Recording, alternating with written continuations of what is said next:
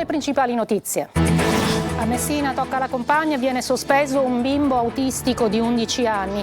I genitori pronti a denunciare il caso in procura. I garanti dell'infanzia dicono e chiedono la revoca. Non si può infliggere un provvedimento con fine educativo a chi non può comprenderlo.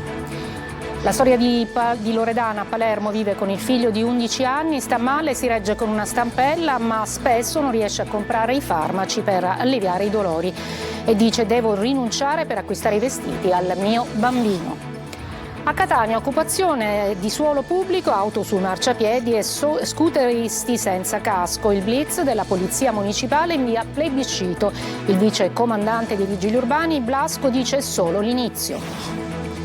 Crisi idriche fuori stagione, 6 comuni dell'Agrigentino restano senza acqua per lavori sull'acquedotto Fanaco-Mandonie Ovest. A Castelvetrano, nel Trapanese, le paratie della diga Trinità sono state aperte, disperdendo acqua preziosa per l'agricoltura. In Sicilia il 15% dei ragazzi lascia gli studi prima del tempo. A Ragusa l'abbandono comincia alle scuole medie. Per superare l'emergenza educativa, la Fondazione San Giovanni Battista ha avviato un progetto che coinvolge docenti, famiglie e giovani. A Ragusa le monache speziali siciliane e i loro saperi di erbe e cura. A Ispica una mostra a loro dedicata tra intrulli, ricette, strumenti di laboratorio e documenti d'archivio. Calcio, il Catania, dopo il successo con il Latina e la vetta riconquistata, va in cerca dei 3 punti nella trasferta di sabato a Picerno. Seppe dare il 100% per imporsi, ha detto mister Toscano.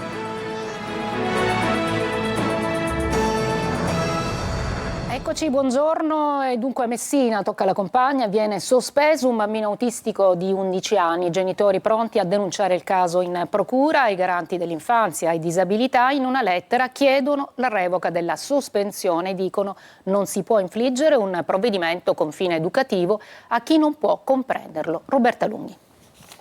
Un bimbo di 11 anni, portatore di spettro autistico grave, sospeso per 5 giorni, da una parte, una compagnetta di classe toccata nelle parti intime dal bambino, dall'altra. 2 minori da tutelare, fatto assodato, ma la storia è diventata un caso a Messina, all'Istituto Comprensivo Manzoni, Dina e Clarenza, per la scelta del dirigente scolastico Bonardelli di infliggere a quel piccolo una sospensione con obbligo di frequenza attorniato da un gruppo di sostegno e persino dai genitori che hanno rifiutato. Per il garante dei diritti dell'infanzia del comune di Messina, una cosa incomprensibile. Non è possibile proporzionare e comprendere un provvedimento del genere nei confronti di un ragazzo che non ha la percezione del provvedimento ricevuto. I fatti circa 10 giorni fa, nel racconto telefonico della mamma del bambino, il figlio era steso per terra in classe e la compagnetta per passare ha dovuto attraversarlo. In quel momento il tocco incriminato che a distanza di giorni, al netto di responsabilità rimpallate sulle figure di sostegno presenti, la decisione della sospensione giunta dopo giorni per la famiglia è inaccettabile. Andrò alla procura di Messina per denunciare ciò che è accaduto, ci risponde accorata la mamma che si sente umiliata. A me mi dispiace per l'accaduto della bambina, ma io non so cosa dirle, perché non siamo noi genitori responsabili, ma sono responsabili quelli della scuola, perché una volta che mio figlio entra a scuola la responsabilità del ragazzino sono loro. In una lettera congiunta il garante dell'infanzia amante e quella dei disabili Tiziana De Maria hanno chiesto la revoca della sospensione. Dal canto suo il direttore scolastico provinciale Zingales comunica di essersi tempestivamente attivato, richiedendo la relazione su quanto accaduto al dirigente scolastico. Il bimbo, che in quella scuola ormai è inserito da 6 anni, oggi era in classe, con il peso di una sospensione che per lui di certo un peso non è. Adesso a Palermo vi raccontiamo la storia di Loredana che vive con il figlio di 11 anni e ha lavori saltuari, va avanti con sussidi, deambula male e spesso non riesce a comprare i farmaci per alleviare i dolori. L'ha incontrata per noi Marco Gullà. Io ho dovuto rinunciare a dei farmaci per comprare i vestiti a mio figlio, comprare... Modica, un incendio doloso ha distrutto la notte scorsa 3 auto della Guardia di Finanza. Un uomo incappucciato sarebbe stato visto avvicinarsi ai veicoli con alcune taniche per poi appiccare le fiamme. All'esame degli investigatori le immagini di videosorveglianza. A Catania, occupazione di suolo pubblico, auto senza assicurazione o sui marciapiedi, addirittura scooteristi senza casco. C'è stata un'offensiva questa mattina della Polizia Municipale in via Plebiscito. Il vice comandante Blasco dice è solo l'inizio. Tonino De Mana. Ore 8:30 scatta l'offensiva, non un'operazione qualsiasi, perché in via Plebiscito a Catania non si era mai visto un tale spiegamento di forze. Necessario e più volte invocato per riportare ordine e legalità in una zona franca, quella cioè dove si poteva fare tutto. Questa volta no. Una ventina di agenti della Polizia Municipale hanno effettuato un max intervento elevando una quarantina di verbali per disparate motivazioni. Dalle auto senza revisione o sprovviste di assicurazione ai mezzi sui marciapiedi, dagli scooteristi senza casco all'occupazione di suolo pubblico e pubblicità non autorizzata.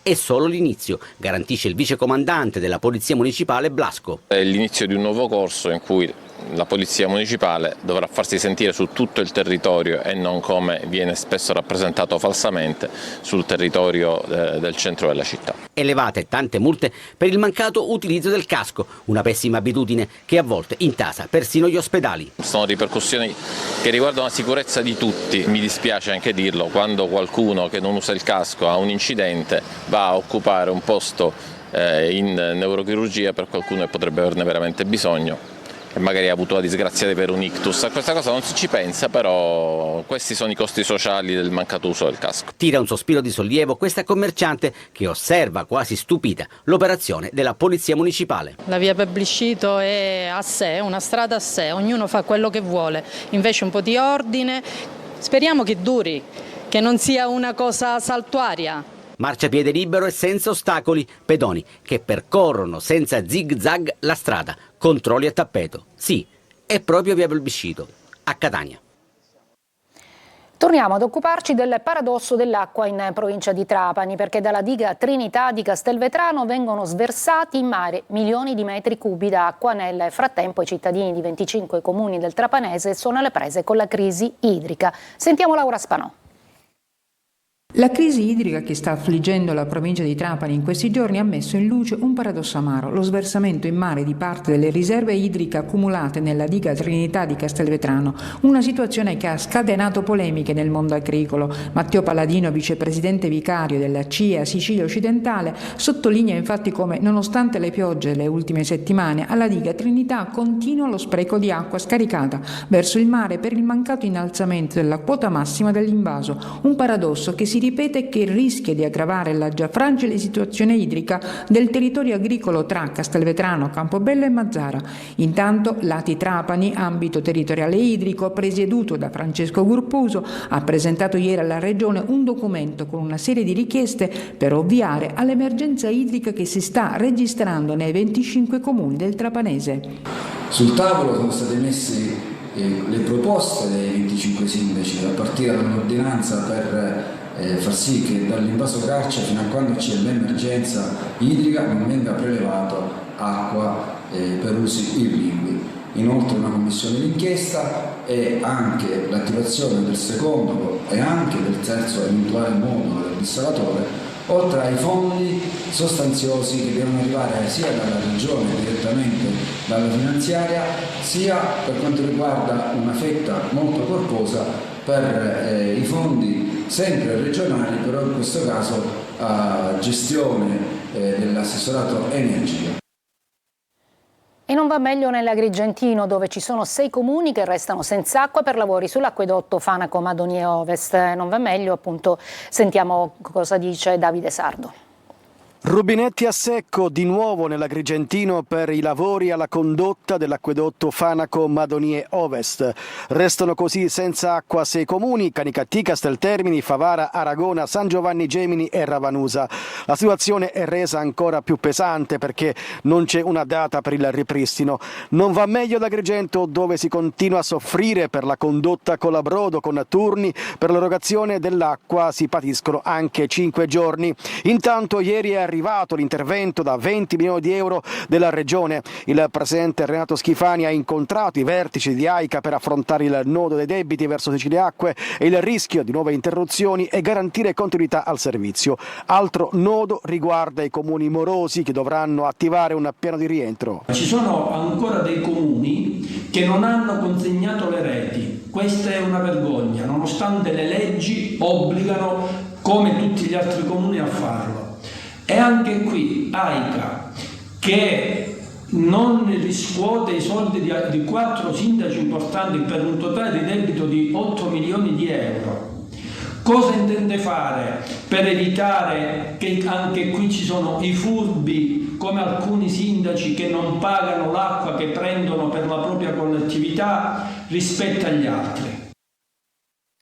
Adesso a Messina, commozione per l'intitolazione del giardino del rettorato a Sara Campanella e Lorena 40, una giornata dedicata ai diritti delle donne contro la violenza, quella che ha visto anche la consegna della laurea honoris causa in giurisprudenza all'attrice Paola Cortellesi. Francesco Triolo.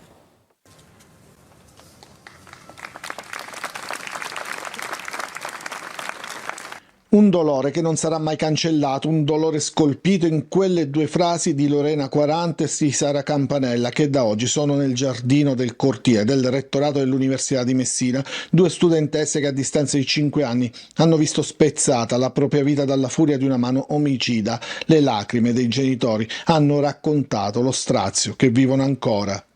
Diventa un momento di memoria affinché anche tra molti anni nuovi studenti possano sapere che nella storia di quest'Ateneo ci sono state 2 studentesse, Lorena e Sara, che avevano scelto il percorso della conoscenza e della cura dell'altro. La commozione durante l'intitolazione è anche di Paola Cortellesi, che aveva appena ricevuto la laurea honoris causa in giurisprudenza in una giornata che l'università ha voluto dedicare alla lotta contro le prevaricazioni, contro la violenza e per i diritti delle donne. Il suo film C'è ancora domani è stato una testimonianza di grande impatto. Con C'è ancora domani desideravo compiere un viaggio nel passato perché risuonasse nel nostro presente, perché fosse chiaro come, nonostante gli evidenti progressi in termini di tutele e diritti, le dinamiche che caratterizzano un rapporto di coppia che ora definiamo tossico non siano cambiate, perché avessimo ben presente quanto la cultura della prevaricazione sulle donne sia ancora profondamente radicata nel nostro paese.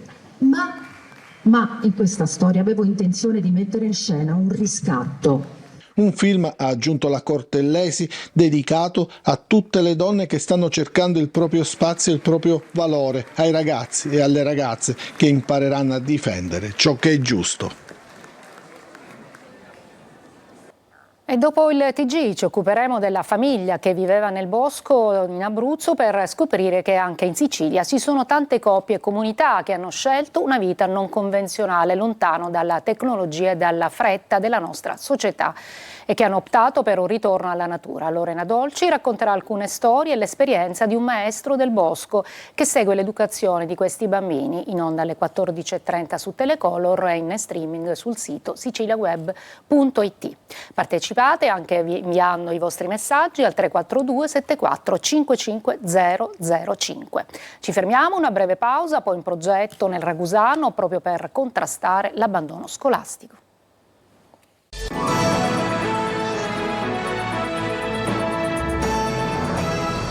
In Sicilia il 15% dei ragazzi lascia gli studi prima del tempo. A Ragusa il fenomeno già alle scuole medie. Per contrastare questa emergenza educativa la Fondazione San Giovanni Battista ha avviato un progetto che coinvolge docenti, famiglie e giovani. Sentiamo Veronica Barbarino. La Sicilia guida una classifica che nessuno vorrebbe primeggiare. È la regione con il più alto tasso di abbandono scolastico e formativo in Italia. Qui oltre il 15% dei ragazzi non completa gli studi, una percentuale quasi doppia rispetto al centro-nord. Un divario che racconta un paese a 2 velocità, che pesa sul futuro dei giovani. Significativi i dati in provincia di Ragusa, dove il 3,4% di abbandono avviene già alle scuole medie, mentre quasi il 28% degli studenti presenta presenta gravi lacune. Secondo i dati invalsi, infatti, solo il 30% raggiunge il livello intermedio, una situazione che coinvolge famiglie italiane e straniere, con giovani tra gli 11 e i 17 anni.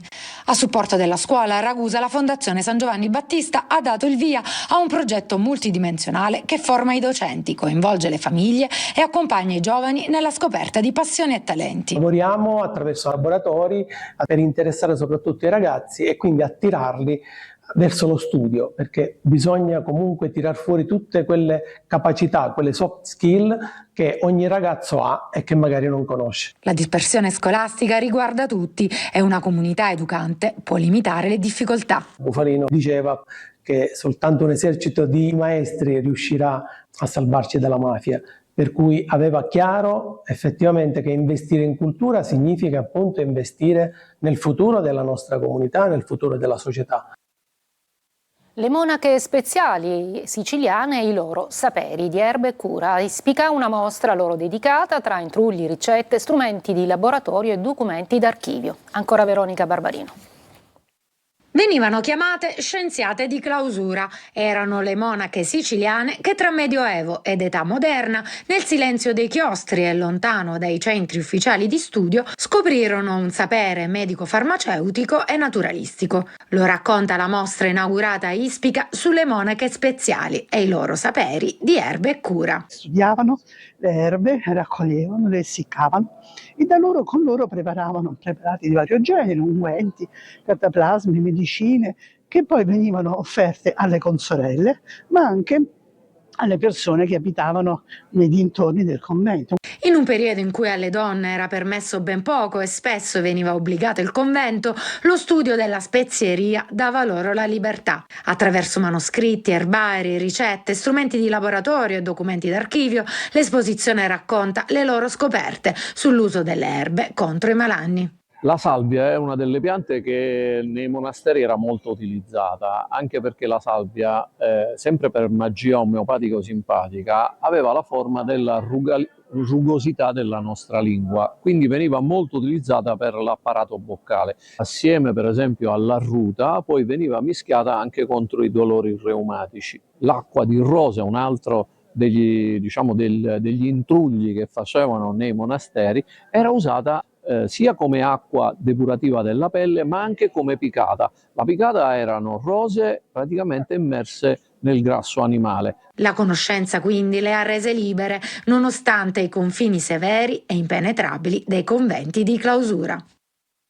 Una breve pausa alla pagina del calcio con Catania, Siracusa e Trapani.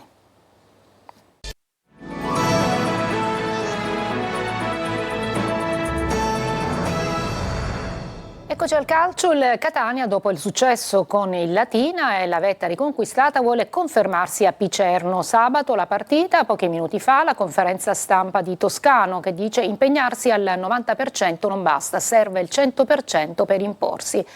Sentiamo Marco Carli. Dare seguito alla vittoria con il Latina, nonostante gli infortuni, nonostante la gravità di ciò che è successo a Cicerelli, messo fuori causa dall'intervento di un avversario. La società richiama alla compattezza e fa valere le proprie ragioni nelle sedi opportune. Il Catania c'è e confida su tutti i suoi elementi, come hanno dimostrato per esempio Allegretto e Jimenez nel match con i laziali. Sabato è il turno del Picerno in trasferta. I rossazzurri, lontano dal Massimino, hanno raccolto meno, qualche volta abbassando il tenore delle prestazioni, come a Casarano o a Cosenza.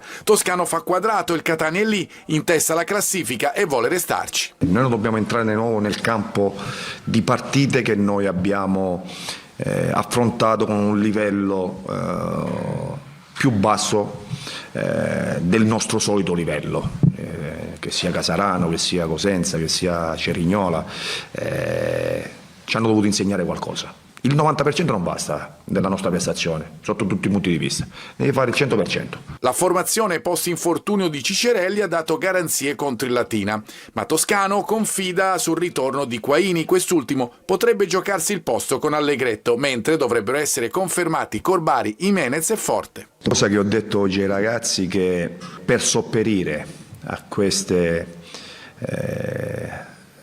calciatori chi è a disposizione deve fare qualcosa in più per riempire quel vuoto. Domenica pomeriggio in campo Siracusa e Trapani in trasferta, il Siracusa che sembra abbia ormai passato il periodo peggiore, mentre il Trapani rischia ancora una nuova penalizzazione. Francesco Triolo. Un clima decisamente più sereno, la voglia di continuare a muovere la classifica, il bagaglio che il Siracusa si porterà sull'aereo per la Lombardia è fatto di motivazione ed entusiasmo. Domenica contro l'Atalanta Under 23 la squadra allenata da Marco Turati vuole continuare lungo la striscia dei risultati positivi dell'ultimo periodo. Il tecnico può contare su tutti i giocatori, non c'è alcun squalificato e la buona notizia è anche quella che Alma ha ripreso ad allenarsi con la squadra e seguirà quindi il processo di avvicinamento al rientro in campo dopo l'operazione al crociato.